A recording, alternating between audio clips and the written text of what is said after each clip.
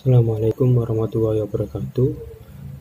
Pada kesempatan kali ini saya akan menjelaskan tentang alat ukur listrik. Untuk alat ukur listrik di sini sifatnya umum ya. Kita akan belajar apa aja sih alat ukur listrik itu. Oke, kita mulai.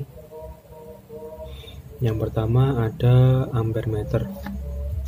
Apa itu ampermeter? Ampermeter ini berfungsi untuk mengukur arus pada suatu rangkaian elektronika maupun rangkaian elektrikal.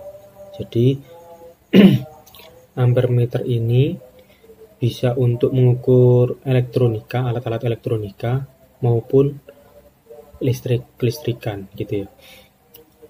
Sifatnya ampermeter ini itu bersifat satuan. Jadi misalnya kita mengukur suatu mesin gitu ya, satu satuan mesin berapa ampere sih satu mesin ini, kemudian atau mengukur misalnya kita kalau rangkaian elektronika ya laptop, televisi dan lain-lain gitu ya, itu untuk mengukur berapa ampere yang diperoleh oleh rangkaian tersebut.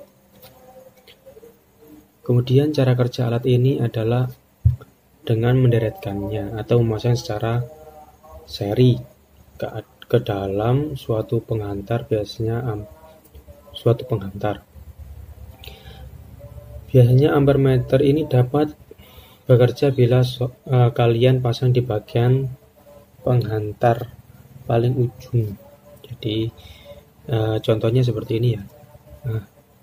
Contohnya seperti ini, yaitu ampermeternya kita pasang secara seri. Kalau di seri ya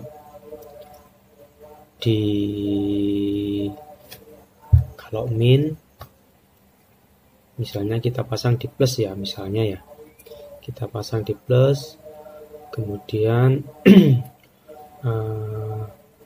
satunya di plus beban, satunya lagi di plusnya tegangan atau baterai.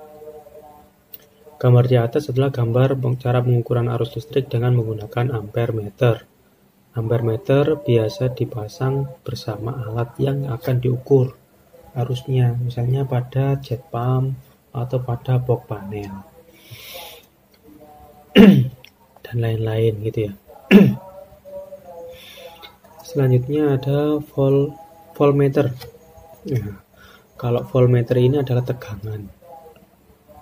Jadi yang kita ukur ini adalah tegangannya. Kalau di Indonesia ini kan ada beberapa tegangan ya, ada tegangan 220 volt, ada tegangan 380 volt, bahkan ada tegangan DC 12 volt, 42 volt dan lain sebagainya. Tergantung tegangan yang kita miliki. Kalau kita menggunakan satu fasa ya 220 volt, kalau rumah kita home industri ya menggunakan 380 volt. Seperti itu. Cara kerjanya seperti ini. Jadi kalau ampermeter tadi itu kita hubungkan secara seri, sedangkan kalau voltmeter kita hubungkan dengan secara paralel, yaitu min kita masukkan di kutub min, plus juga kita masukkan di kutub plus. Itu untuk yang DC. Kemudian yang AC 220 volt atau 380 volt itu yang kita ubah dulu di selektor switch-nya, kita rubah menjadi AC volt ya, fasa dan netral. Kemudian kalau AC-nya ini AC antar fasa, 3 fasa 380 volt, maka selektor switch-nya kita rubah juga menjadi AC volt yang lebih tinggi lagi. Kalau AC volt yang pakai 220 volt tadi kita menggunakan 250 volt, tapi kalau yang 380 volt kita menggunakan yang 500 volt. Nah, cara pengukurannya kalau yang 3 fasa yaitu antara fasa R dan fasa S. Kita ukur menggunakan voltmeter ini, atau bisa fasa R dengan T, atau T dengan S, atau S dengan T, kebalikannya seperti itu. Kalau voltmeter ini yang kita ukur tegangannya, sedangkan kalau ampermeter tadi itu untuk mengukur beban, untuk mengukur bebannya.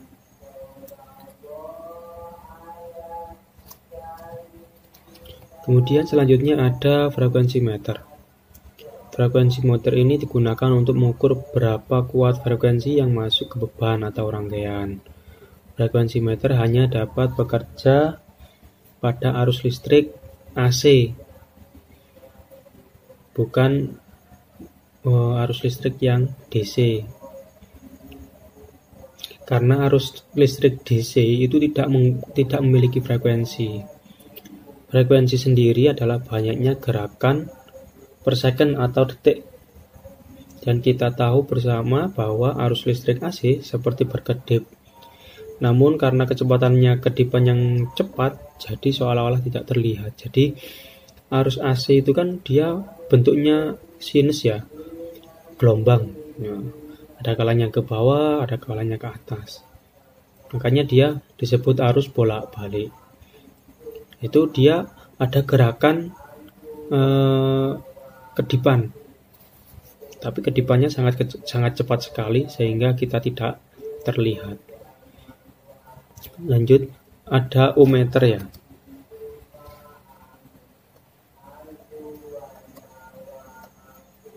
Ini ohmmeter. Ohmmeter kita tahu semua.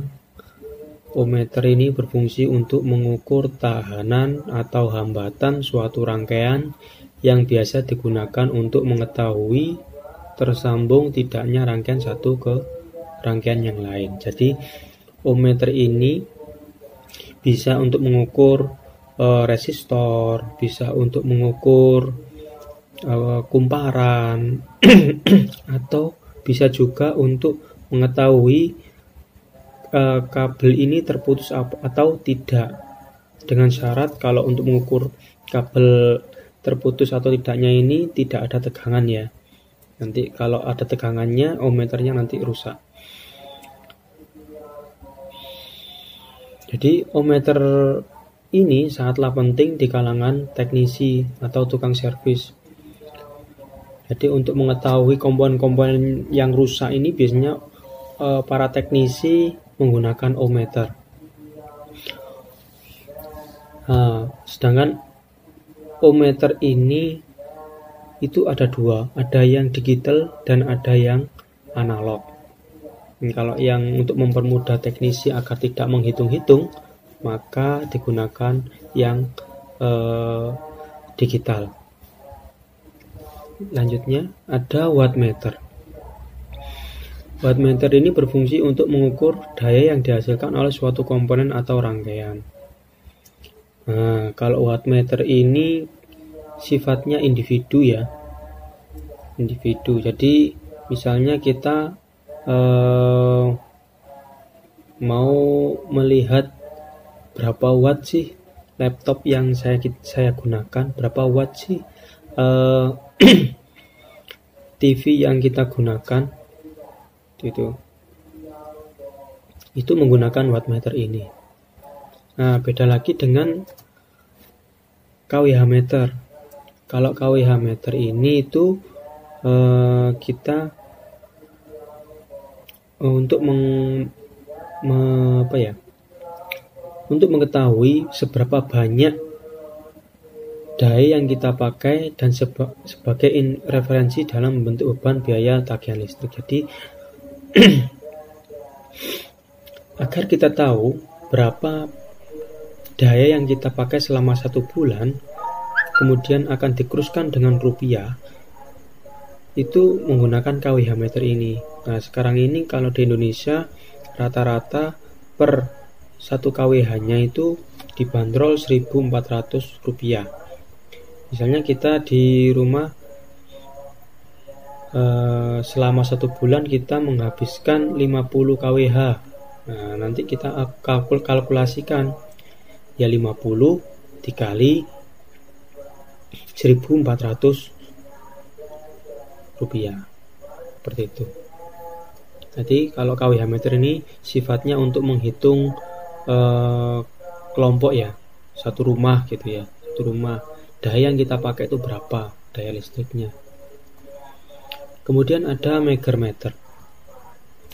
Megameter ini biasa digunakan untuk mengukur tahanan isolasi dari suatu rangkaian elektrik. Biasa digunakan oleh para teknisi untuk mengukur ketahanan isolasi suatu rangkaian bertegangan tinggi. Jadi misalnya kita kalau setelah menginstalasi rumah, menginstalasi mulai dari awal dari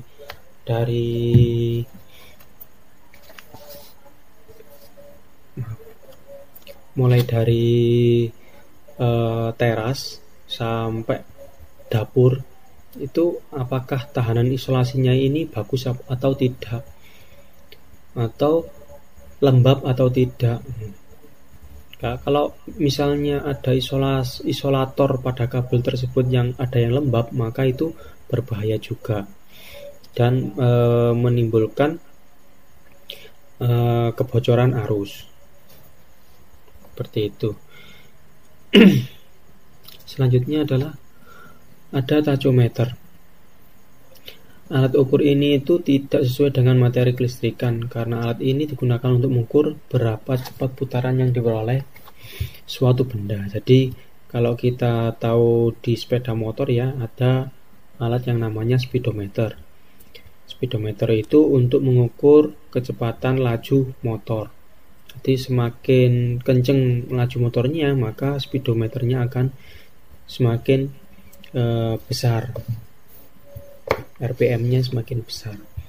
Nah, kalau tachometer ini biasanya kalau teknisi digunakan untuk mengukur RPM pada motor, dinamo, atau kipas angin, dan lain-lain. Kemudian ada alat ukur yang namanya osiloskop. Alat ukur ini berfungsi untuk mengukur atau memproyeksikan bentuk sinyal listrik agar dapat dilihat dalam bentuk sinyal digital. Nah, kalau sinyal listrik itu kan kita tidak tahu ya kayak gimana bentuknya listrik itu, kayak gimana sinyalnya. Nah, agar kita tahu kalau arus AC itu kayak gimana, maka menggunakan alat yang namanya osiloskop. Sehingga dapat diteliti dan dipelajari beberapa fungsi lain dari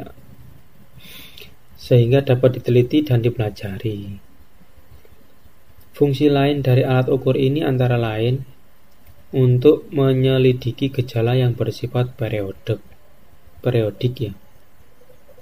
Jadi biasanya untuk mengukur sinyal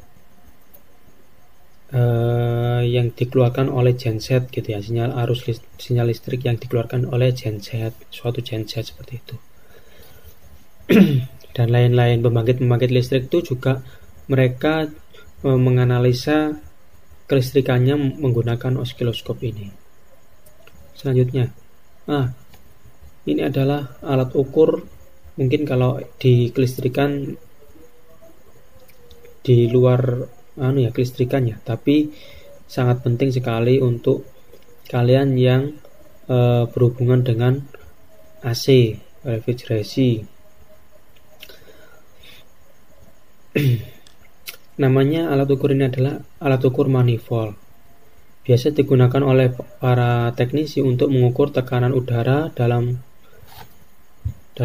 suatu komponen, misalnya pengukuran udara pada bagian saluran udara. Misalnya di kulkas atau AC atau freezer atau sebagai pengisian freon dan lain-lain. Manifold ini dia memiliki 3 selang.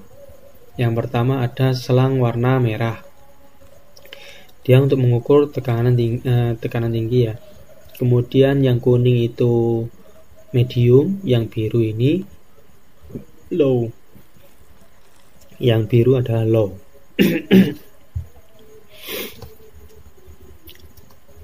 Kemudian yang selanjutnya ada generator. Fungsi alat ukur ini adalah sebagai sumber pemicu yang diperlukan dan merupakan bagian dari peralatan uji coba elektronik yang digunakan untuk menciptakan gelombang. Jadi generator ini itu fungsi analog umumnya menghasilkan gelombang segitiga. Sebagai dasar semua outputnya, segitiga ini dihasilkan oleh kapasitor yang dimuat dan dilepas secara berulang-ulang dari sumber arus konstan. Jadi kalau generator ini biasanya untuk alat uji coba sebuah elektronik ya, lebih ke elektronik. Selanjutnya adalah, ini ada flux meter. Alat ukur ini berfungsi untuk mengukur intensitas cahaya pada suatu ruangan. Jadi kalau kita sedang membangun rumah atau kamar, kita belum tahu ini kamar atau rumah kita ini butuh cahaya berapa per ruangannya. Ada ruang tamu, ada dapur, ada kamar tidur, kamar mandi. Itu kita perlu yang namanya alat ukur flux untuk mengukur intensitas cahaya yang kita butuhkan. Yang paling ideal itu berapa, seperti itu ya, biar tidak terlalu besar dan tidak terlalu kecil. Kalau rumah lampunya hanya 3 watt ya kurang ya tergantung rumah kita gedenya seberapa. Selanjutnya, ini adalah tang ampere. Tang ampere ini biasa digunakan untuk mengukur arus sama seperti ampere meter, namun perbedaannya adalah dapat membawa tang ampere ini kemanapun. Jadi kalau teknisi itu mau mengecek mesin ampernya berapa, kemudian atau AC itu untuk mengukur ampernya AC ini berapa, itu cukup menggunakan tang ampere ini. Di sini ada pengaitnya. Salah satu kabel yang menuju ke motor atau ke mesin itu kita kaitkan. Nanti ampernya akan menunjukkan berapa ampere yang dihasilkan oleh mesin ini, berapa ampere yang dihasilkan oleh AC ini, seperti itu. Jadi alat ini tuh mudah dibawa dan sifatnya tidak permanen. Kalau yang ampere meter yang awal tadi itu sifatnya permanen, biasanya lebih dipusatkan di box panel atau yang lainnya.